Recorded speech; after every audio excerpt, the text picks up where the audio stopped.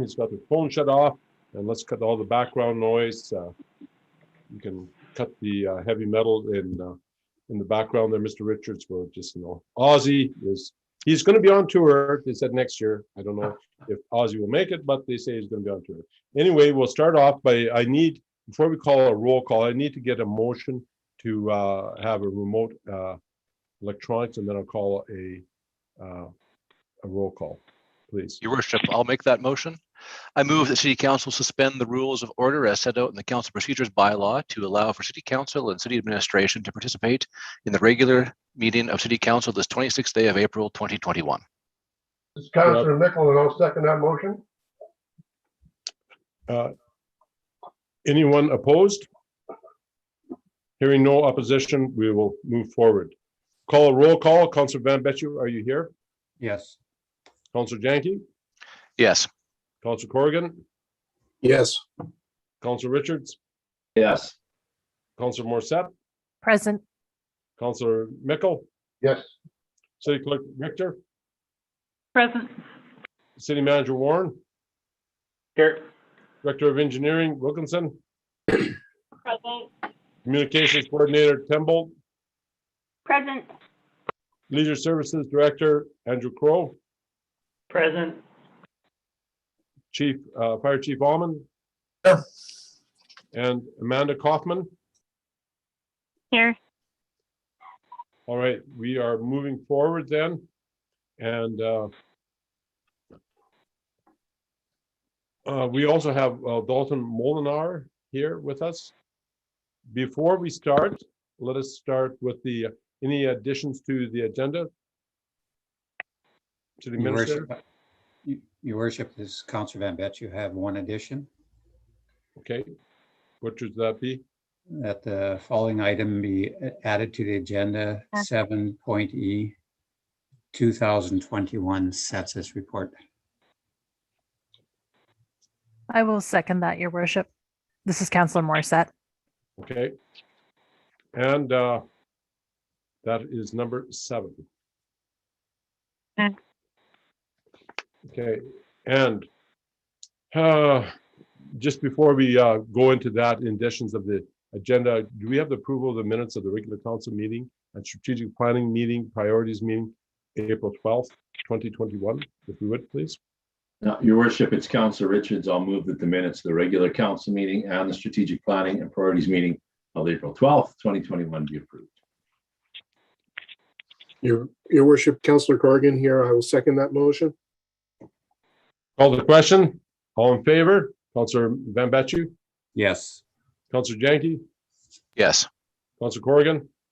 Yes. Councillor Richards? Yes. Councillor Morissette? Yes. Councillor Mickle? Yes. Mayor Roy? Yes. There are no public hearings and notices. Delegations. We have a proclamation on the day of mourning. This happens each day, each end of April.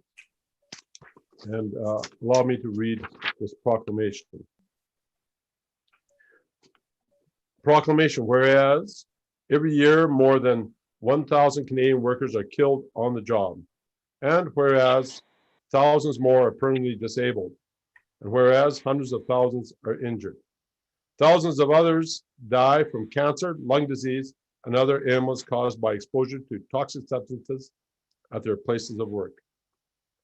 And whereas April 28th of each year has been chosen by the Canadian Labour Conference as a day of mourning for those victims of workplace accidents and disease. A day to remember the maximum sacrifice they have been forced to make in order to earn a living. A day to renew approaches to governments for tougher occupational health and safety standards and more effective compensation. A day to rededicate ourselves to the goal of making Canadian workplaces safer. And whereas April 28th was proclaimed a day of mourning by the Act of Parliament on February 1st, 1991. So I, Mayor Marcel Roy of Wavering, Saskatchewan, do hereby proclaim April 28th as an annual day of mourning in recognition of the workers killed, injured, or disabled on the job. And I signed it so this day. And I wish to make note that if anyone wishing to look at and dedicate anything there is a monument at the Tommy Douglas Hill church up there, and there's a memorial based for that day of mourning up there, that if they wish to place flowers or some sort of remembrance of any of the workers that have fallen at this time. We moving forward, we have Mr. Crow will speak to us about the Credit Union Spark Center funding update. If you would, Mr. Crow. Sure, 1 second here. I just wanted to make sure if someone could just give me the thumbs up that they can see my screen that I loaded up on the video.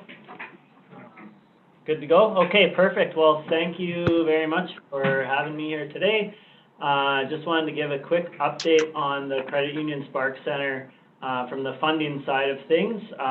Very excited to announce tonight that the City of Wavering has been successful in securing an additional $917,930 in federal and provincial funding through the Investing in Canada Infrastructure Program. So this funding is going directly towards our out-of-contract items that we have been awarding throughout different council meetings, and then again, hopefully here tonight. These amenities include our outdoor rink, simulator room equipment, climb and play equipment, multi-use synthetic turf, score clocks, and spectator seating. So this funding is a partnership funding program, so each level of government, federal, provincial, and municipal is to put funding in towards it. So the total share from the federal governments and the provincial governments is $917,000. So just for a breakdown of where we are right now for funding to date, we've been successful through different sponsorships, donations and grants received to a total of just over $3.5 million in extra revenue going back to the construction of our facility. So we've been doing quite well with major funding coming from local contributors, and then also some notable grants as well. So we will continue to seek out different revenue streams and funding to come back to offset some of our construction costs. And very excited to make that announcement today. Well done, Andrew, and on all those that worked on the grants. It is greatly appreciated from all the citizens of Wavering. Well done. Okay. Any further comments, councillors? Good work, Andrew. Hearing none, we'll move forward to reports and standing committees. Mr. Van Betju, do we go back to full screen here, or?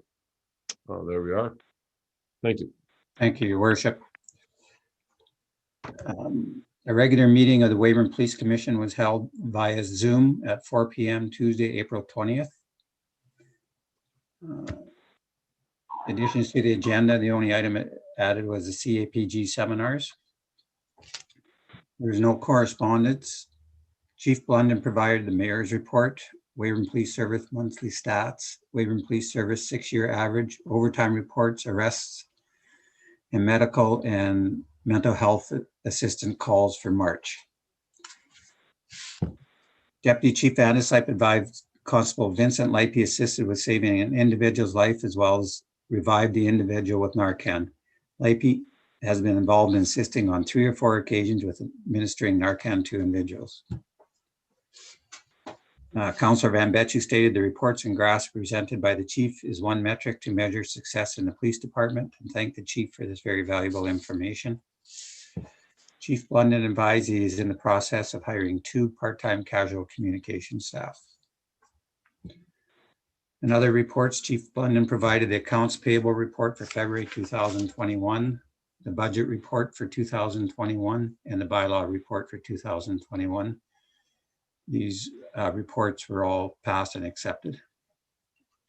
In unfinished business, the board received an updated draft of the Wavering Police Board of Commission's policy for review.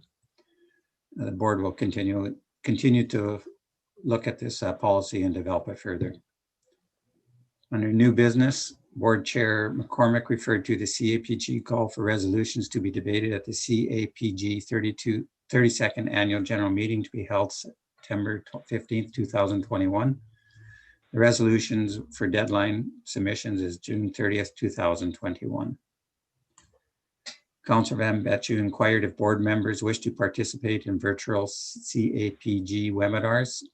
The cost is $300 and which would cover the cost of 2 seminars. We could try this out, see if they are beneficial and of value to the board. We have room in the budget for these seminars as no one will be going to national conference this year. The board then moved into camera at 4:59 and then moved back out of camera at 5:20 and the meeting was adjourned.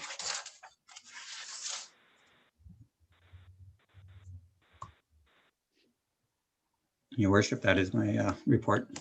Is there any comments from the councillors? Any questions? Seeing none, it'll be noted that these 2 things, the proclamation and the Spark Center funding, that this reports of standing committees will be noted as received and go from there. Consent agenda. The cash activity report, please. Your worship, I'd like to make the motion that we accept the following reports: the cash activity March, the accounts receivable report for March, and the fire department for March as presented on the consent agenda. Your worship, this is Councillor Van Betju and I will second that motion. Any comments from the councillors? Hearing none. Councillor Van Betju, how do you vote? Yes. Councillor Janke? Yes.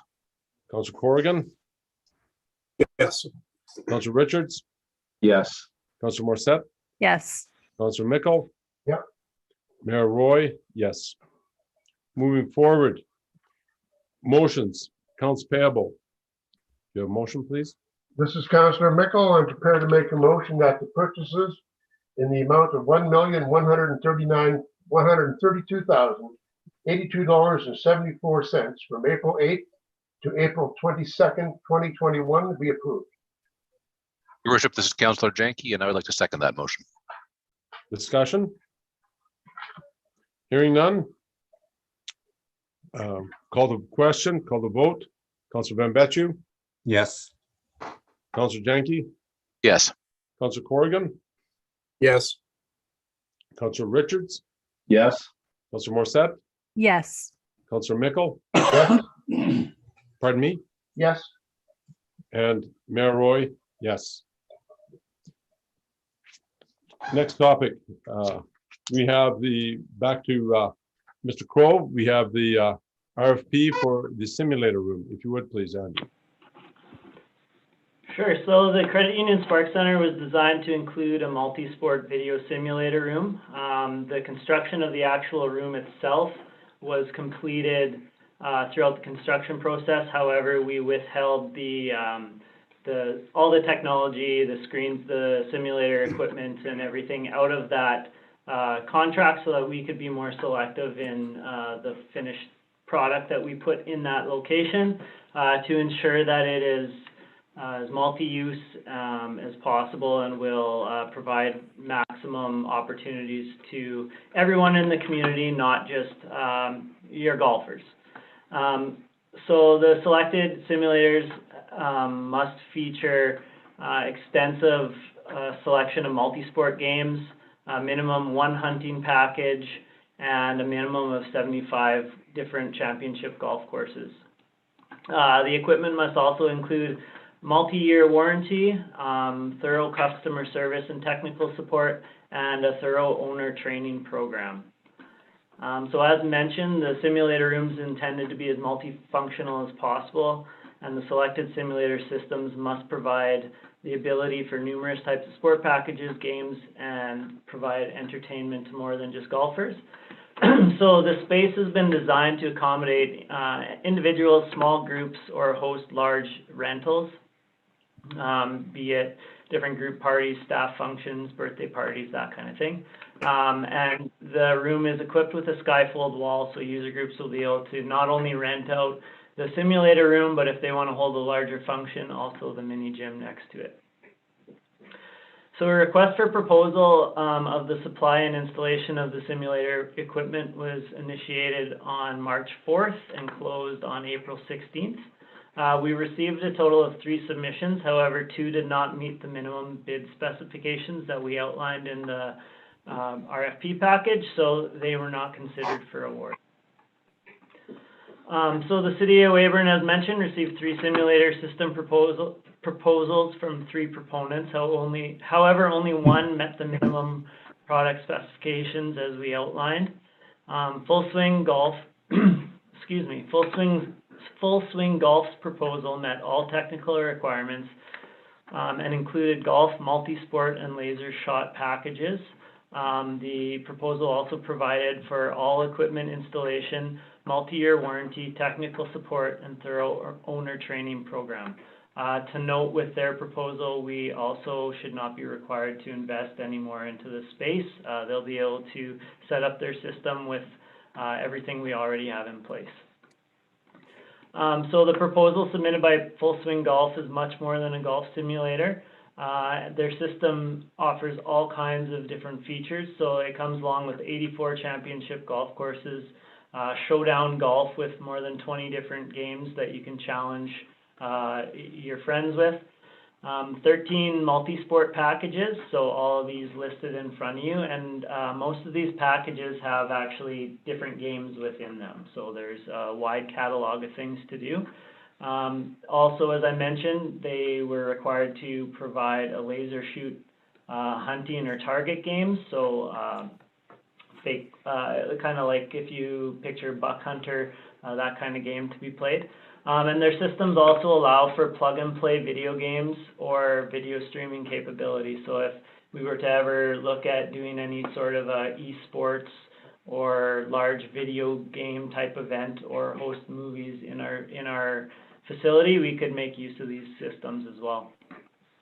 So following a full report of all the submissions, I'd like to recommend that the supply and install of the multi-sport video simulator equipment be awarded to Full Swing Golf of Richmond Hill, Ontario, in the amount of $298,517.50 Canadian dollars plus applicable taxes.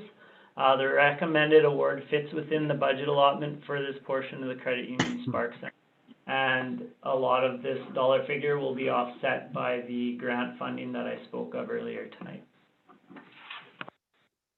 Do I have a motion, please?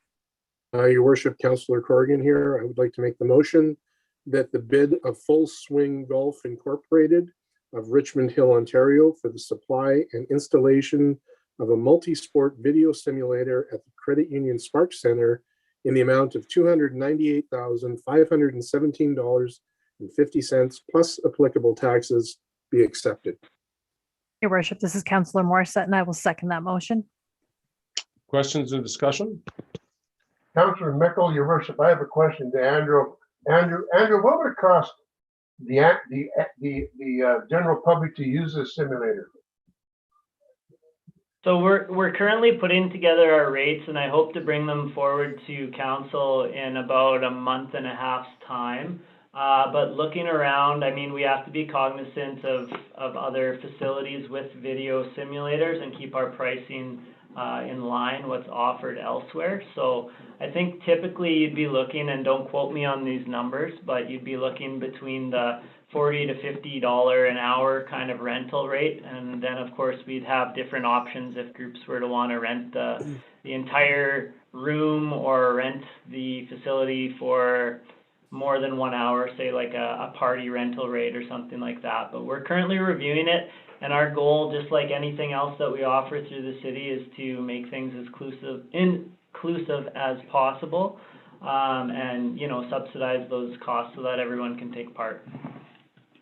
Thank you, Andrew. Andrew, the reason why I asked this question, because I wanted to make sure I had enough money after I walked the track to come down and participate in this, and it sounds like it's very affordable. Thank you.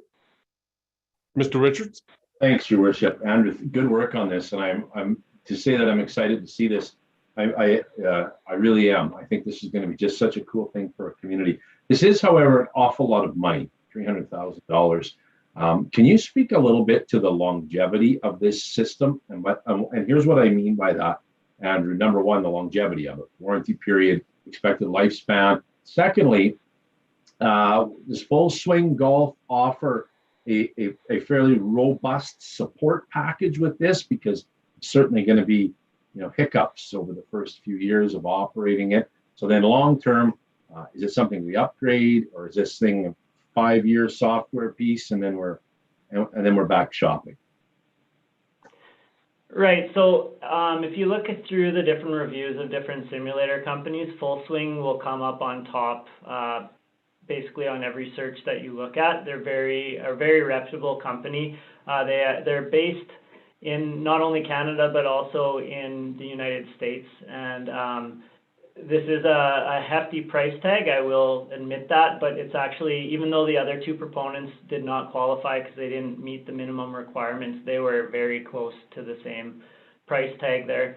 So as far as longevity, I mean, it is like anything else with technology. Things do go out of date and become obsolete.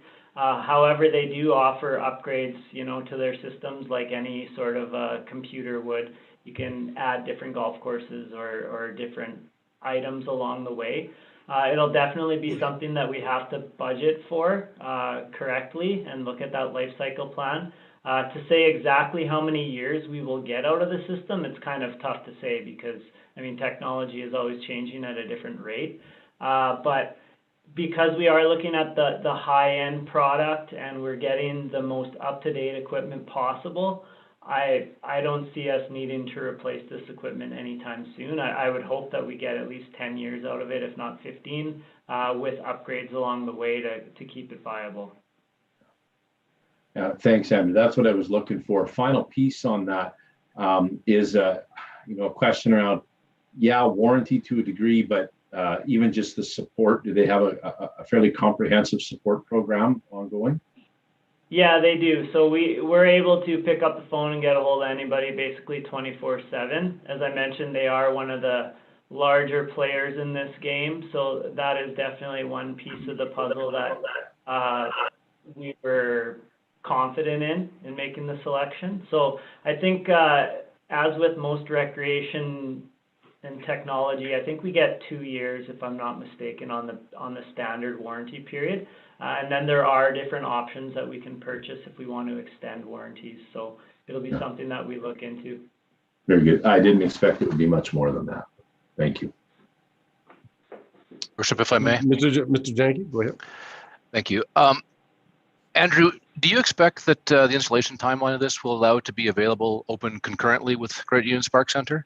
And I ask that because I think that's a fair question from the public and not because I want to play zombie dodgeball.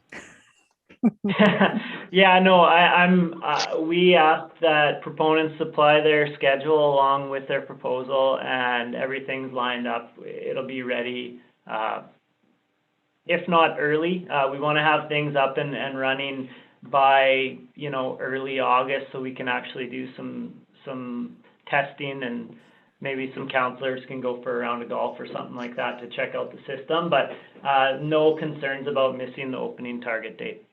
Excellent. Thank you. How many stations are we talking, Andrew? There's so one simulator working with how many stations? So there's actually 4 simulators. So there's a simulator per each area, and we have 4 built into the layout of the building or of that room. And that cost covers 4 simulators then? 4 yes, simulators. that's all in with all of the multi-sport packages, all the golf courses, all the technology, the install of the equipment, and the shipping of the equipment as well. Very good. Any further questions? With that, we call the question. All in favor? Councillor Bambechu? Yes. Councillor Janke? Yes. Councillor Corrigan? Yes. Councillor Richards? Yes. Councillor Morissette? Yes. Councillor Mickle? Yes. Mayor Roy? Yes. Moving forward, you're up again, Andrew. Outdoor rink. RFP. Okay. So as you can see, we are moving quickly on the Credit Union Spark Center, trying to get things purchased and installed. So we hit our opening date. So this is another one of those out of contract amenity items that we did receive some funding for. So with the construction of the new building, we had included the foundation and the concrete pad for the arena, the outdoor sporting arena. However, we did not include the features to go on that pad. So any of the boards, the players' benches, the plexiglass, all of those items were kept off. So the new outdoor rink will be located in Jubilee Park as part of the new construction. And it'll be a 200-foot by 85-foot concrete multi-use arena. So a full-sized NHL ice surface that will include the players' benches, penalty box, glass, plexiglass, and permanently installed basketball nets. The space will be fully illuminated by overhead lighting equipped with timers, and users will have direct access to the 4 dressing rooms located on the east side of the Credit Union Spark Center, which will be extremely handy in the winter months when you want to tie your skates and it's -20 outside. So during the winter months, the rink will be maintained by an ice resurfacer, which will be housed within the Credit Union Spark Center. However, the new outdoor rink will not only serve the winter ice community, but will also serve as a wonderful location to house outdoor box lacrosse, box soccer, recreational basketball, racket sports, and virtually any other outdoor sport culture or recreational opportunity that would require a hard surface in the park. So the request for proposal for the supply and install of the outdoor arena board system was initiated on March 16th and closed on April 19th, and we received a total of 5 submissions. However, 2 did not meet the minimum requirements as outlined within our request for proposal documents, so they were not considered for award. So in addition to the base bid, proponents were also asked for the additional pricing options, several different pricing options, and within those options, they had included, we asked that they include installation of 2 basketball nets. So we received 3 different proponents, or 3 proposals from 3 different proponents. After going through everything, and following a thorough review of all the documents that were submitted, I'd like to recommend that the supply and installation of the skating rink board system be awarded to Omnisport of Stony Plain, Alberta, in the amount of $143,184 and plus taxes. And again, this recommended award fits within the budget allotment originally set out for the Credit Union Spark Center project. And as I mentioned earlier, the bulk of this will be covered through the funding that we received through the ICIP grant program. Do I have a motion, please?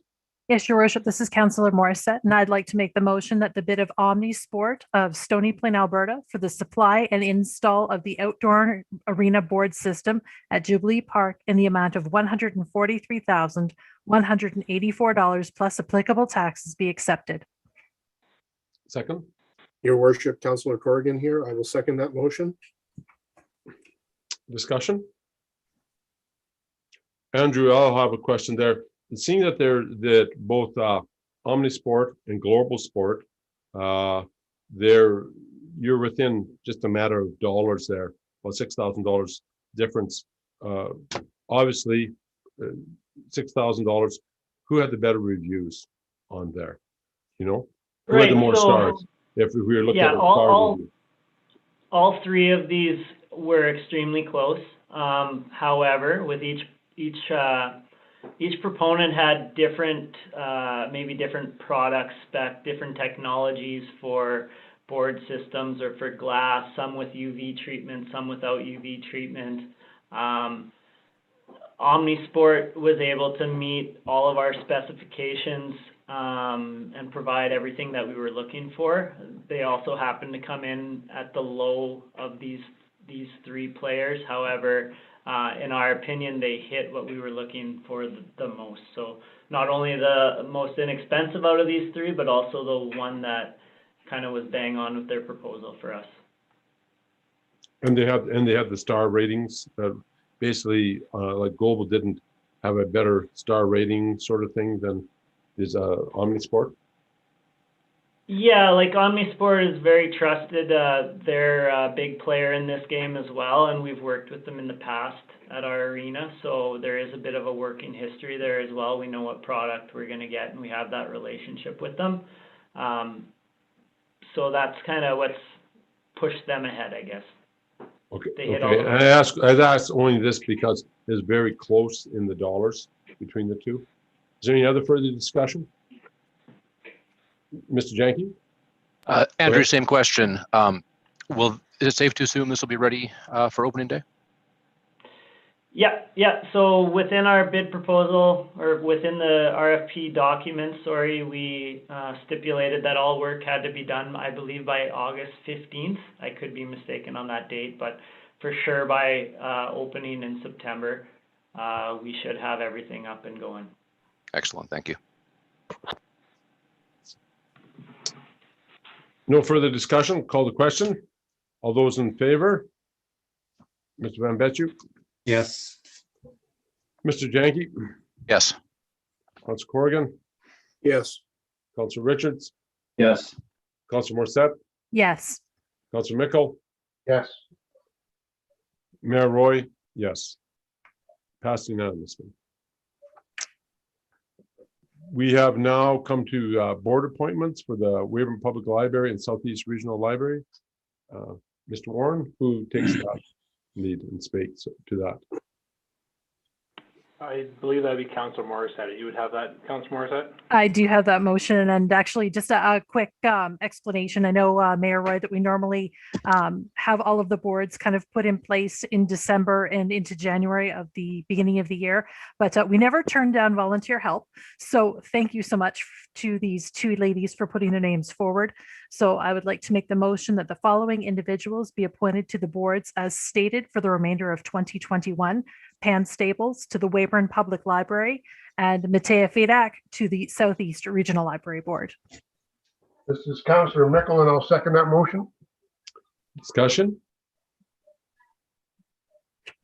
Hearing none, call the question. Councilor Van Betju? Yes. Councilor Janke? Yes. Councilor Corrigan? Yes. Councilor Richards? Yes. Councilor Morissette? Yes. Councilor Mickle? Yes. Mayor Roy? Yes. Passed unanimously. We'd like to have we're speaking next to the 2021 census support. Do we have a motion there, please? Yes, Your Worship. This is Councilor Janke, and I would like to move that Wavering City Council support the 2021 census and encourage all residents to complete their census questionnaires accurately and submit them in a timely fashion in order to assist in providing Statistics Canada with the most accurate information to assist in determining programs, services, and funding to benefit the community. Do you have a second? Your Worship, Councilor Corrigan here. I will second that. Discussion? Your Worship, further to my own motion, I do encourage everyone in town to fill this out. This data is very important for determining some of the programs that we use, and the more people fill it out, the better data it is. And certainly that's something we definitely want to have in our community. Mr. Richards? Thanks, Your Worship. Yeah, I was looking, hopefully we can give folks a little bit more robust answer to what Councilor Janke just said, and he's exactly right. But I'm wondering if maybe the city manager wants to talk about how census data is used and how that data impacts funding that's available to the city of Wavering to help offset costs to the taxpayer. Yeah, I sure can, Councilor Richards. I'll talk about twofold on that. So one is, what our provincial bodies use and what our federal government uses, and they use their data for, applying for schools and hospitals, and it says this in this report: daycare facilities, family services, public transportation, and training skilled individuals. But biggest thing for us, census allows our municipalities to look at our funding, and a lot of our funding is per capita. So when we receive per capita funding, so say for a federal gas tax fund, or we just had a press release that went out about lotteries funding, those organizations use the census data and only the census data. They don't use health data, they use census data from StatsCan to determine what kind of funding per capita we would receive. So what they would say is that the population of Wavering, which I believe right now is 11,970, is our number.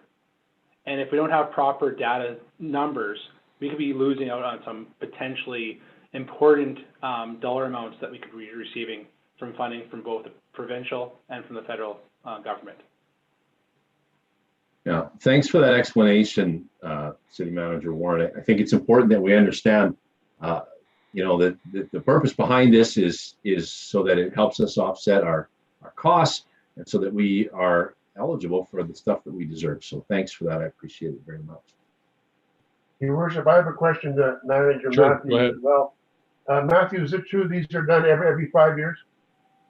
That's correct, Councillor Mickle. So every 5 years they do a census update. I know they're starting to collect this data starting on May the 3rd. And for us, the last census was done in 2016. So if you're a community that had significant growth during those 5 year periods, you could be losing out on funding if it's not done properly that way. But it's done every 5 years. So last time was in 2016, Councillor Mickle. Thank you, Matthew.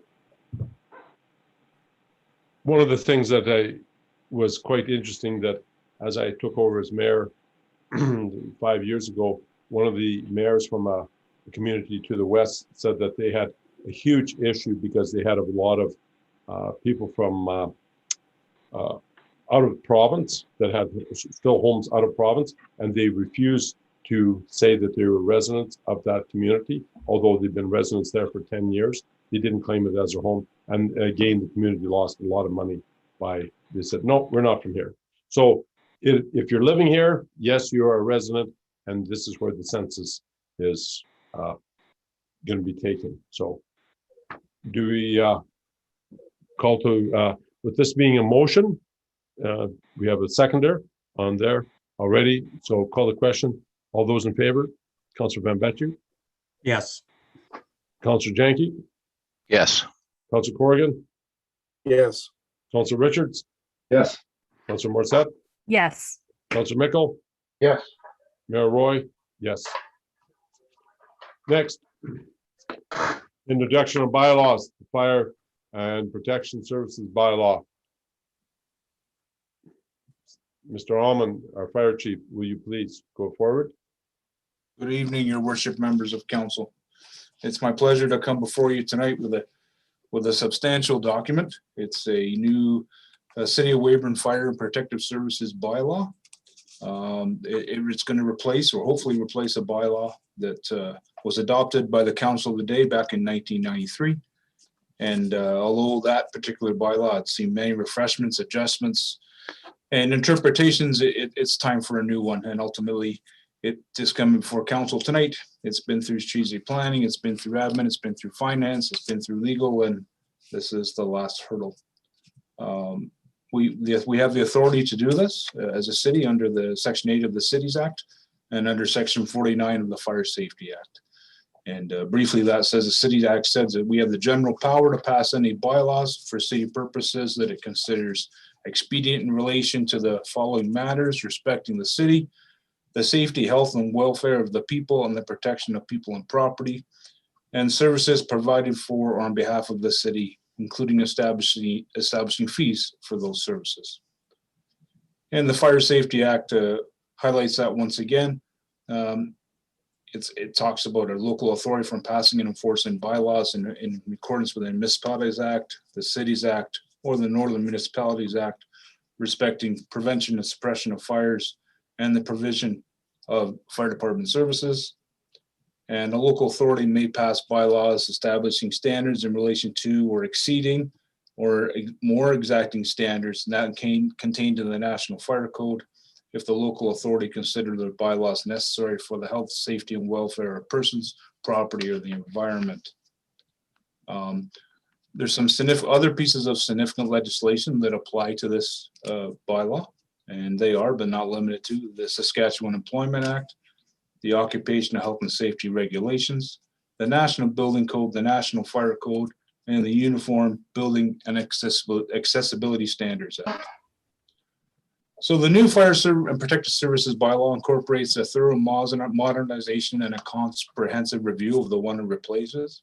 As we said before, it's been vetted through legal avenues, the Saskatchewan Public Safety Agency, which is a former fire marshal's office, the city manager, the city clerk's office, and the SPMP committee. The new bylaw hopefully will address current and potential future issues that the city of Weyburn and its authority having jurisdiction may face. It incorporates relevant legislation and industry best practices. It's got some significant changes to the old one it replaces, and I will just highlight some of those changes if I may. One of the things that we like to do is implementation of a false alarm fee. And that basically says the fire department may charge a fee as established in the Schedule A attached to this bylaw for responding to a false alarm where the fire department responds to repeated false alarms at the same address within the same calendar year.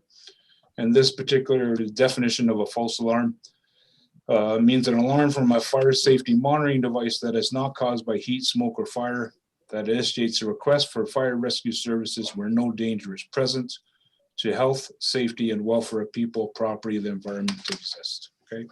The fees will apply after the second and subsequent false alarms in the calendar year.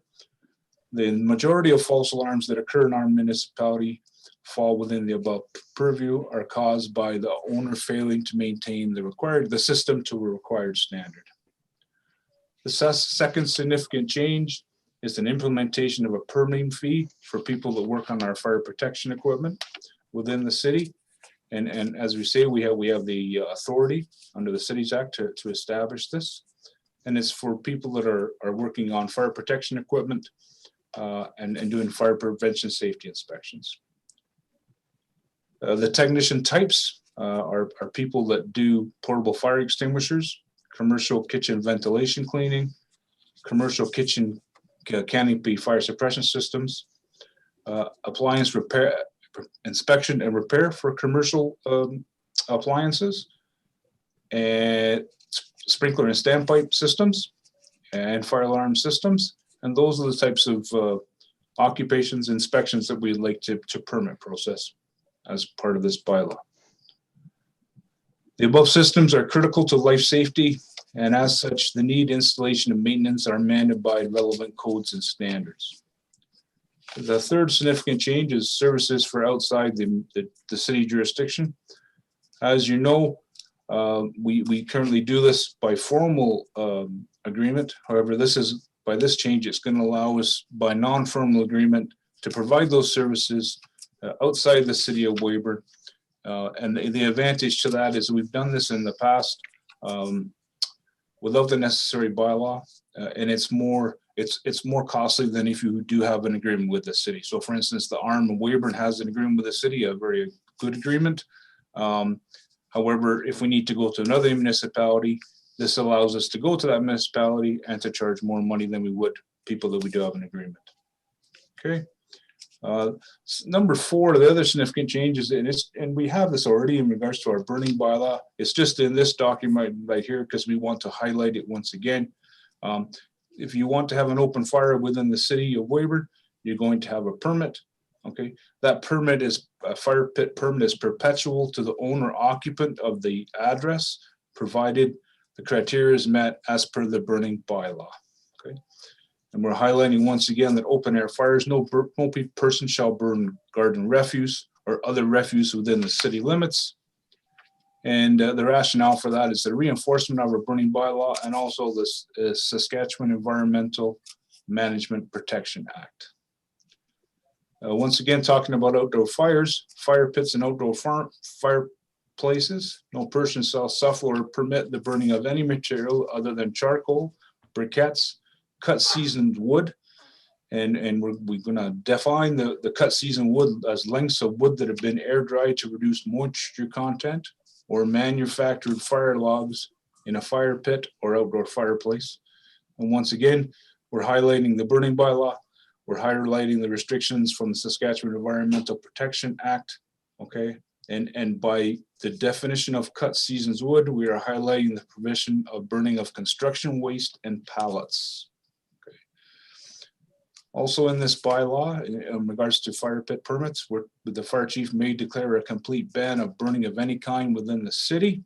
Okay, and the rationale behind this is it's allowing the fire chief or his or her designate the authority to enable them to comply with best practices in regards to extreme weather, environment, and pollution events. The other significant change I'd like to bring to your attention is occupant load. So we've been doing occupant loads for quite a period of time now. Okay, and just recently, we've been doing extreme more occupant loads. Typically, an occupant load is done at the time the building is occupied or the room is occupied. Now we're getting them more frequently, and that's because the provincial health order in regards to COVID-19 utilized the fire department occupant load for their calculations. Another significant change we're looking at is city remedying contraventions of this act. Okay, so we highlighted before, this is section 330 of the Cities Act. It says that we can take whatever precautions and measures necessary to remedy a contravention of this bylaw. The clause in this bylaw is added to further state that under the above mentioned law, remedial action for non-compliance with this bylaw, measures may be taken by the city to remedy the situation and also charge back to property owners the cost of involving this such undertaking. Okay. Number 8, in the enforcement 28, the provisions of this bylaw and the National Fire Code shall be administered by the fire chief or his or her designate and by any fire inspectors appointed by the fire chief. And the fire chief and the inspectors shall have all the duties and powers conveyed upon them by the Fire Safety Act. Okay, this was in the old bylaw, it's just merely highlighting it once again. Okay. Number 9 is another significant change, and we talks about owner's responsibility. And this once again is in the Fire Safety Act. And it talks about your building must be designed, constructed, erected, and placed, altered, or repaired and demolished, relocated, or removed in accordance with that Fire Safety Act. It's the owner's responsibility. Every owner and occupant of land shall ensure the land is used or occupied in accordance with that act, the fire safety regulations, or any other made pursuant to the Fire Safety Act and this bylaw. Okay. Once again, this is a further emphasis of required compliance of the Fire Safety Act and the fire safety bylaws, regulations, excuse me. Section 10 is another new one, immediate hazards. We actually had this before. Okay, it says that the fire chief or the fire inspectors, in their opinion, have an immediate danger to life and health, may take any measures that they deem necessary to remove or lessen the conditions. Those measures may include evacuate or close the building, structure, premises, or yard where the condition exists, or any area surrounding such a location for any period that the fire chief or his designate considers appropriate. It also says the fire chief may order the owner, occupant, operator to demolish a building or structure or to remove any debris or waste material and to fill any open basement or excavation remaining in the site of the structure after its demolition. The rationale behind this, these powers are present in the old bylaw, however, they have been updated and clarified in this new bylaw. Number 11 is recovery of cost. The city may, in accordance with section 36 of the Fire Safety Act, collect any unpaid expenses and costs incurred in remedying the contravention of this bylaw. And the rationale behind we're putting this in there is that the new Fire Safety Act wasn't in place when the old bylaw was enacted. The authority, talk about the other section 12, where we're talking about the authority of the fire chief. The fire chief is hereby appointed having jurisdiction for the purposes of enforcing the Fire Safety Act. And once again, that just references the new legislation, the Fire Safety Act. And all officers of the fire department are actually assistants to the fire commissioner.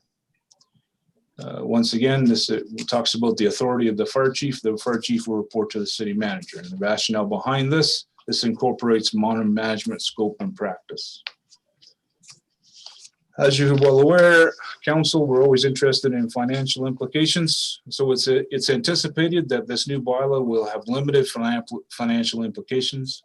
Certainly, the new permitting process for vendors providing services in regards to fire protection and extinguishing systems within the city will provide a revenue stream. Property owners or occupants that fail to maintain their systems and as such generate false alarms will face a financial penalty for their neglect and non-compliance. The revenue generated by the inspection process, the compliance reports, and the building plan reviews will be shown on the revenue side of the fire department's budgets. However, it's not anticipated to be more than $5,000 per annum. In conclusion, the new bylaw has been created to meet the needs of a modern city and its fire department. It incorporates and names relevant legislation. It has been written to allow for changes in both should these be required. And it originates from the fire chief office. However, it's been significantly vetted and critiqued by strategic planning and priorities, administration, and legal avenues. And the document that I present to you tonight is the fruits of those labors. It is my recommendation that council review the Fire Protective Services bylaw and the attached documents and seek clarifications and amendments if necessary. That is all, your worship and council. We have a motion, please. Yes, your worship, Councillor Van Betchu. I'd like to make a motion that bylaw 2021-3424, the Fire and Protective Services bylaw for the city of Wavering be read a first time. This is Councillor Mickle, and I'll second that motion. Call the discussion. I would like, Mr. Richards, go ahead. Thanks, your worship. To the chief, I want to say thank you. You have done a deep dive on this, no pun intended, on this bylaw. So I appreciate that. Two things I think were interesting that I would like to highlight, and you did highlight them. I just want to commend you, and I want to make sure that we understand what you mean by both of them. First one, you and I talked a little bit about earlier. I appreciate that we are going to go through a process of permitting those who work on our fire suppression equipment in the city of Wavering. That permitting, Chief, so that I understand correctly, I think is not so that we just collect the license, but rather so that you and your folks can ensure that the folks come into our businesses are qualified to do the kind of work that they're knocking on our door to do. Is that correct? That is absolutely correct, Councillor. Thank you for bringing that up in a highlighted fashion. If we look at the appendix in the back of the bylaw, it actually talks about the criteria that these people have to have, which we will check as part of the permitting process. We want to make sure they're qualified. I've talked to some contractors in town that provide some of these services, and they have no problem with this permit system. In fact, they welcome it. Excellent, and I do as well. As a former business owner, current manager, those are always hard things to know. So I appreciate that. Second piece, I think you've done a really good job of is around the backyard fire pits. I like the way you've phrased all of that, and I also like the education piece that you're doing around what is permitted to be burned inside of the fire pit. I think that there is a lot of us maybe don't even realize what can and can't go into our backyard fire pits. So I also appreciate that clarity that you brought to this. And those are my two that I wanted to highlight, Chief. So thank you very much. Thank you, Councillor. Mr. Mickle. Thank you, Your Worship. Simon, I want to thank you for your homework on this particular bylaw. It's very thorough, and it makes me feel safe living in this great community. And I think the other people, the citizens of Wavering and surrounding area feel the same way. You've done your homework, and we thank you very much. Thank you, Councillor. One of the comments, things that I know that we went through S&P and we want to do it, and there's a couple of things that were taken, withdrawn that I'm really having second thoughts on. Number one is the address and making sure, because there's nowhere else within our city bylaws that ensures that people have their house addresses. And just as a late trying to find a couple of addresses on people's houses, they're really not clear. And I can see where, although the fire department may see where there's smoke coming out the doors and that, they can see where the smoke is. I'm sure that the EMS, both talking with some ambulance people and you're talking to police, that the clarity of the addresses is not there. And I know that we had that in and that was taken out and that was kind of thought about on it there. And I'm not really sure. I would, I'm having the second thought saying, maybe that article should be placed back into there. Your comments, Chief? Oh, obviously, it was in there for a reason. We found that there was a need for it. I do understand that there would have been a cost to do that for all the properties within the city of Wavering. However, I viewed it was a justifiable cost. It would definitely help not just the fire department. It would help the police department, all emergency services. It would help. Comments from the rest of the council? Mr. Mandechu? Yeah, I think we did discuss that, Your Worship, and I think probably on the city's part and emergency services, it's more of an education piece than I think it's necessitate to put it in the bylaw. For people to have their residence address, that's for their own safety. But I think it's more incumbent on the city just to do it as an education piece rather. And I think that's why we didn't put it in the bylaw rather than forcing people to do it. Maybe just educate them on the need to do it. And I guess that gets down to the same thing, that there's one thing that we need to educate and it was supposed to be in there, and then we discussed it again and didn't put it. It was just that in front of commercial panels that you need that 3-foot area in front that simply a clearance so that they're not having obstruction to electrical panels, where in commercial buildings that we're talking about. And so I guess that if that is not going to go forward with the bylaws, then we should most certainly direct Paige to make sure that there's a very big educational rollout of this. Am I correct, Mr. Manbetcher? That would be what I would suggest, yes, yeah. Further discussion?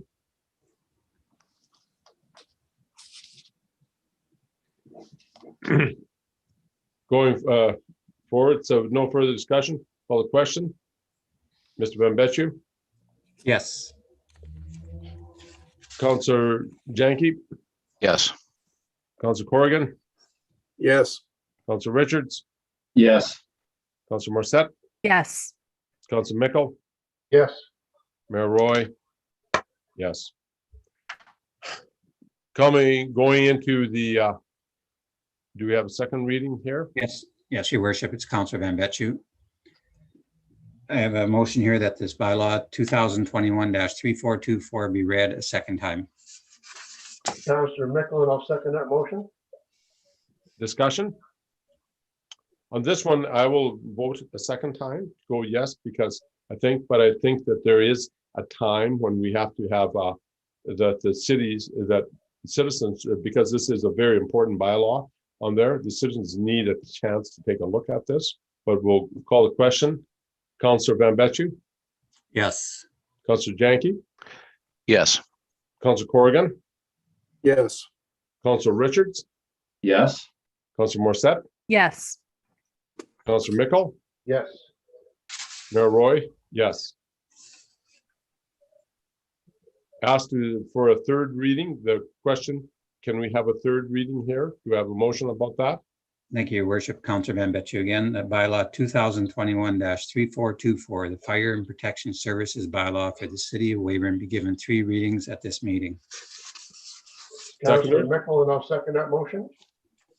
And again, I'll make a statement that we have in the past moved forward very quickly on some of this. And I think that at this point in time that we need to allow, as we presented it to the city citizens, if there is a chance that some citizen wishes to do it, that they should have the chance to do it. So call to question.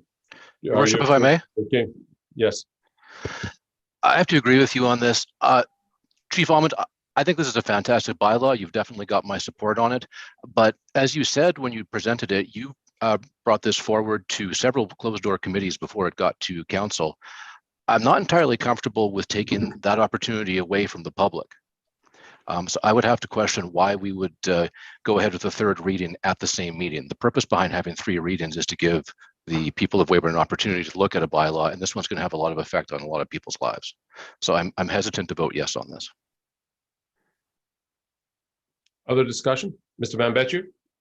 Yeah, I feel comfortable. I think the chief's been working on this for quite some time. I think it's been vetted through several departments. And again, we take the advice of our police chief. And our emergency services to recommend what is the safest procedure, in this bylaw. They're setting out safety standards for the people. I don't think it's anything life-changing. So no, I have no problem passing it tonight and taking the recommendation from our police, from our our fire chief, sorry.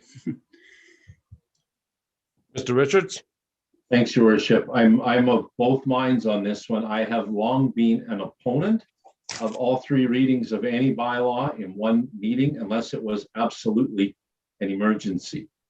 However, this one, I sort of am with Councillor Van Betju. I think we've been through it at reasonable depth, and I do take the fire chief's expertise at great value.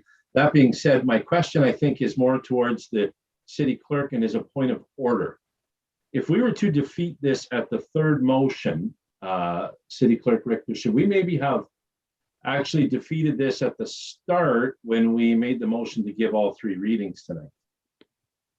Actually, we are doing, right now, we're currently doing the motion to allow the third reading tonight. That's the motion on the floor. So if this was not passed unanimously, we would just bring this forward to the next meeting. But however, usually any amendments would be done before this, but you can bring amendments to the third reading. So if there was any proposed changes, we could do that at the third reading time. And the only way we can do third reading at this meeting is if this motion is unanimous. If it's not, this motion doesn't fail, this bylaw won't fail, we'll simply just bring it to the next meeting. That's what I needed to hear. Thank you. Mr. Mickle? Thank you, Your Worship. This is great conversation. And this has got no disrespect for Chief Allman. Simon, you've done a great job. However, Councillor Janke raises a valid point in rushing a bylaw through in one evening. Let's give the public perception out there 2 more weeks to have a look at this whole thing. And again, Simon, no disrespect for what you've done, but the perception of being, what would you say, transparent to the public, I think this is just a proper procedure, not only in this bylaw, but we've done it in the past to make it easier. I understand that, but easy is not always the answer. So this third reading, that's a valid question you raised, Councillor Janke, and I support you. Thank you, Councillor Mickle. Thank you, Your Worship. Thank you, Councillor Mickle.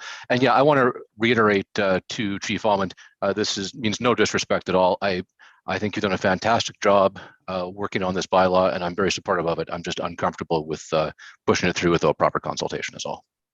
Mr. Corrigan? I would tend to agree. I agree. I like the document. I think it's been put together very well. It's been vetted through a number of committees, but there is an opportunity here just to leave it in the public domain for a couple of weeks, see if there is any response from the public or comment, anything that maybe hasn't been thought of through the vetting process. And I don't see the need with any urgency to pass this today. It won't make any difference if it's not urgent to have this passed today, and we can wait the couple of weeks. Thank you. Further discussion? Your Worship, if I may. Yeah, go ahead. Thank you. This is Councillor Morissette. I just want to thank administration for all the work that they do in putting together our council packages and making sure that us councillors have this on the Thursday and Friday before our council meetings so that we have the opportunity to go through it and do our research prior to the meetings. In saying that though, yeah, if we want to leave it out in the public, my request to public relations person Paige, if we can have a proper link to this so that anybody who does want to go through it, they can find it fairly easily on the city website. Any further discussion? Call the questions. All those in favor of a third reading tonight? Councillor Van Betju? I'll agree with the rest of council. I'll say no. Councillor Janke? No. Councillor Corrigan? No. Councillor Richards? No. Councillor Morissette? No. Councillor Mickle? No. Mayor Roy? No. It'll be, we'll it'll be set over till next council meeting. And at that time, between now and the next meeting, if there's any public input that wish to be presented, they can get a hold of within the next week. It has to be a week before. You can get hold of our city clerk, put up their presentation, and then we will go from there. No unfinished business, new business, Wavering Builds program. This is Amanda, I believe you're here, or is it? Yes. Yes. Hi. The City of Wavering currently provides the Wavering Builds Infill Grant Program that is designed to encourage replacement and improvement of exteriors of aging houses in mature areas in the City of Wavering. In addition, the program supports economic development within our community and encourages the use of local material and labor providers. The City of Wavering and both public and separate school boards support the tax exemption period as an incentive to redevelop in our older neighborhoods. Assessed owners of property in the City of Wavering within the defined infill boundaries who submit an application that is approved as satisfying the program criteria qualifying for the program. The following is the grant amount for the program. Houses and new RTMs moved in receive a reduction in the property taxes at 75% for the first, the second, and the third year after full assessment. Major exterior renovations and additions to existing houses and mobile homes moved in. The grant is based on the approved construction value with a minimum value of $5,000. The grant amount is $50 per $1,000 in construction value with a maximum grant of $1,000. Attached garages are eligible, accessory buildings and detached garages are not eligible as they are not additions to the dwelling unit. The eligibility criteria. The tax exemption is extended to the assessed owner or owners during the eligibility period. Grant applications must be submitted prior to the project start. A building permit must be issued for the project. The applicant must provide proof that 50% of local content is used in the construction undertaken and provide copies of receipts within 30 days of project completion. Homes moved into the city from outside Wavering or from within Wavering may be eligible, subject to the standard City of Wavering home relocation approval process. Major renovations must contribute to the exterior appearance of the dwelling in the neighborhood. Interior renovations are not eligible for consideration. A review was completed looking into other municipalities to see what type of infill programs were offered. The City of Wavering is comparable to most of the municipalities with regards to new construction of dwelling units within older neighborhoods. However, the City of Wavering was the only municipality which provided incentives for exterior renovations and additions. The following are recommended changes for the Wavering Builds program. New construction. Currently, the program only applies to new construction of single-family dwelling units. It is recommended to expand this to include duplex dwelling units as well as semi-detached dwelling units. Infill boundaries. Currently, the program maps boundaries include neighborhoods developed up to the 1990s. With these neighborhoods, there are a lot of new houses already constructed under this program, which are still eligible to apply for the grant for exterior renovations and additions.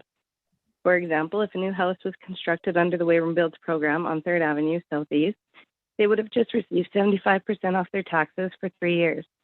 If the owners decide to build an addition 2 years later, they can apply again for the $1,000 grant as they are still within the boundaries.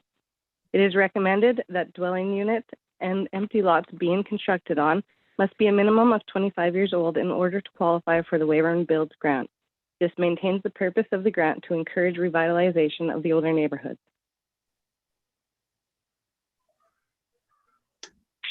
Do we have a motion, please? Your Worship, it's Councillor Richards. I'll make a motion the Wavering Builds infill program requirements be amended as recommended as follows. Number one, that new construction to expand to include duplex dwelling units as well as semi-detached dwellings. And secondly, the infill boundaries, that instead of a map outlining the areas that would qualify, this requirement would be replaced with the requirement that the lot or the building must be a minimum of 25 years old. Your Worship, this is Councillor Morissette, and I will second that motion. Discussion? Mr. Richards. Thanks, Your Worship. I really like this. Amanda, great work. I appreciate your thought on this. I like that we are getting away from, the house on this side of the street qualifies and the house on that side of the street doesn't qualify. Great work. And I know It never worked like that. I'm absolutely using hyperbole there, but I do appreciate your work on this, and I think we're headed in the right direction. So hats off to you, and I hope folks take advantage. Thank you. Thanks. Yeah, great work, Van Bessu? Amanda. Great job, Amanda. Mr. Van Yeah. Bessu? Thank you, Your Worship. Amanda, do you know approximately in the last 2-3 years, how many people have taken advantage of the exterior renovation grant, portion of the grant? In the last 2 or 3 years, we've probably had 10 to 15. Yeah, so I'm sure we've had many more than that that would have qualified. So I just wonder about putting on the permit application a box that says you either tick it or you don't tick it. That I've been told about the renovation grant and all the requirements, and I am interested in it or I'm not interested, just so people, they know right off the bat that they're introduced to the program. They know what the requirements are. And I just wonder if we just can't put something like that right on the building permit when they come in and apply for the building permit, so that we have more uptake with this. Yeah, definitely, Mel. And when people do come in and they are getting a building permit for a project that does qualify, I let them know at that time. So then we do the paperwork for it. Yeah. The problem with some of the exterior renovations is a building permit's not necessarily required if you're doing the shingles or the siding or windows or a door. So I don't see a lot of those projects come across my desk. Therefore, I don't know that they're going on. Okay, but okay. When I do get an application for a building permit of one that qualifies, I do let them know. Okay, so yeah, so I failed to understand. Sorry, maybe you can help me out, but it says that you need to have a building permit to qualify for the program. Correct. For the program, you do. Typically, if you're doing those exterior projects, they don't require a building permit unless you're applying for the grant. That's always been one of the criteria for the program for the more than 20 years. So when people are re-siding their house, they don't come and get a building permit from me. And if they don't know about the grant, they're not going to come and get a building permit either, right? So I don't know those projects are going on because they don't need to come and get the permit from me. So I just wonder how we solve that problem. I guess again, it's an educational thing of signage to the lumber yards, making sure we push that on our website and talk about and put the building grant right forward there. Just before Mr. Richards, I'd like just to point out a couple things. Amanda, so we're no longer going by areas anymore. It's just that if your home is 25 years or older, you're eligible for the grant, correct? That's correct. There was lots of blocks in the map where we took a majority age of the street. And in some of those cases, they didn't make it onto the map because the majority of the houses were newer, but there was still 3 or 4 that would have qualified. But because we did it by streets, they didn't make the mark. So this way, it won't matter where they are. It'll just matter on the age of the house. Okay. Second thing is, Amanda, that just given, I know we had a lot of discussion on this at this point in time, and I really hate to bug you about an amendment, but at this, the way that lumber and materials have zoomed just in the last few months, as we've gone through this there, that are we too low on our dollar figure for what the maximum is, and are we too low on the dollar figure for the grants? Because 2x4s have jumped from $3 a 2x4 to $10 a 2x4. Sheets of plywood from $15 now to $50. So have we set the bar? And there's no indication any of this is going down or anything this is turning back. So when you said like a maximum of $20,000, that is, are we there? $50 a grant, that's only gonna buy a sheet of plywood. So are we actually too low on our figures here? Mr. Richards. Well, and we could be, but then again, looking at other municipalities, we were the only one with that portion of a grant. So I had nothing to compare us to on the exterior renovation one. I understand that, looking at other municipalities, but I'm saying, looking at the cost right now. Mr. Richards, your statement. Thanks, Your Worship. Thanks again for letting me in on this discussion. I'm struggling with that last piece, so I'm going to come back to it. Amanda, if I make sure I understand correctly, if I was to reside my house, which is 25 years or older, same age as me, just over 25. If I was to reside my house, I would not need a building permit. But if I wanted to reside my house and apply for this grant, I would have to come and get a building permit from you? That's correct, yes. Okay, roger that. Thank you. I think that's fairly clear. And I think that's something that we can communicate with the lumber yards, because we do have the lumber yards. But with the vendors in town, because we do have the criteria that says 50% local, right? So there's a reasonably good chance they're going to know about this, correct? Right, yep. Okay. I want to talk to just, I know I see you with your hand up there, Mel. I want to just talk to what the mayor brought up. I don't like the idea, your worship, of tying this to some sort of basket of goods. Because if we say, look, the lumber prices have skyrocketed, let's skyrocket our dollar figures as well. We always make the assumption that everything is construction tied to lumber prices. I recently priced out vinyl siding. It hasn't changed much in the last 15 or 20 years. I would caution tying grant levels to a consumer price index that right now is volatile, because lumber prices could plummet a year from now, and we would have a hard time bringing the bylaw back for review at that time. So I would caution we don't go down that road, but I would like to hear from everybody else on that. Mel? Yeah, I would agree with what Councillor Richard just said on the pricing. I think we want to get this program out there. We want people to use it. It adds to our whole city when people renovate and fix their houses up. But I just have a question, Amanda. So I get a flyer in the mail and siding's on sale and shingles are on sale, and I got a brother-in-law that's just excited to do the work. I go buy all this product and he gets started on it. Can I go get the building permit then a week later and still qualify for the program? There have been some projects where, yeah, people will start the project and then find out about the Wavering Builds program and come in later. We still want your receipts. You're still going to have them. So definitely we have done that before, Mel, for sure. Yeah, okay. Yeah, I hope that it isn't so stringent like the bylaw says that, or the plan says you have to have it previous to, but I hope there is some flexibility. No. All right, thank you. And just kind of further to both Mr. Richards and Mr. Van Betju's idea of tying it to the index. I'll go along with this. I'll agree with this the way it is written here and not tying it to there. But I with the caveat that I would hope that if we see these escalated prices here within the next hold for the next 2 years, we come back and review this and say this is pretty low, because it will be like nickels and dimes on there.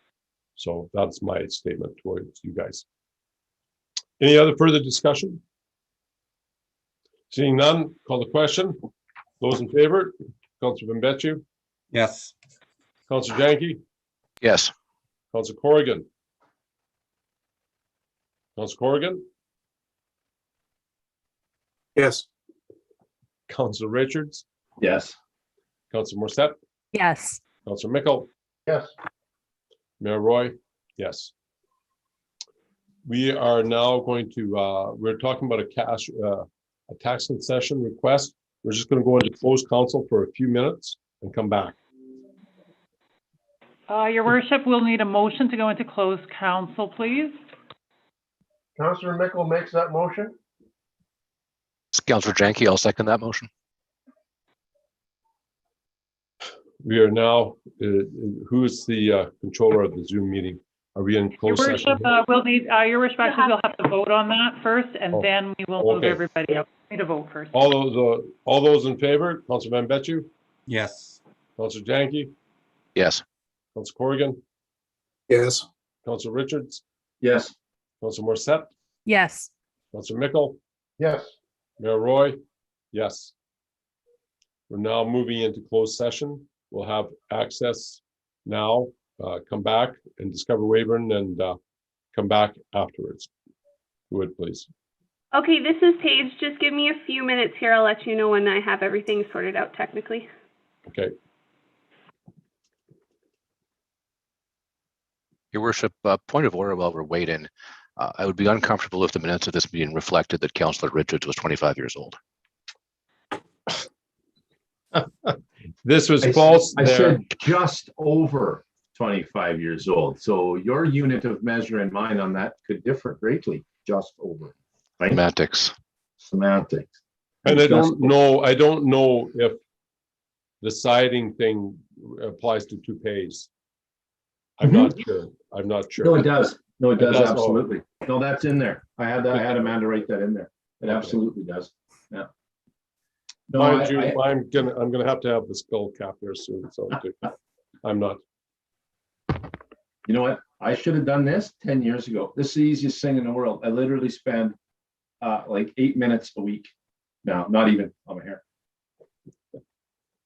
Rub the face cloth over top of it. That's it. It's done. I think we're good. It just seems to be Paige and Matthew and Danette left here.